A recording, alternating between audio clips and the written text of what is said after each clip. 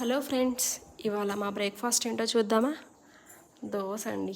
నా ఫేవరెట్ దోశ అసలు. ఒకటేమో కారం దోశ, ఇంకొకటి గీ దోశ వేసుకున్నాం. ఇంకా అందులోకి ఆలు పళ్ళెం, ఇంకా పీనట్ చట్నీ. సో ఇంతేనండి మా బ్రేక్ఫాస్ట్.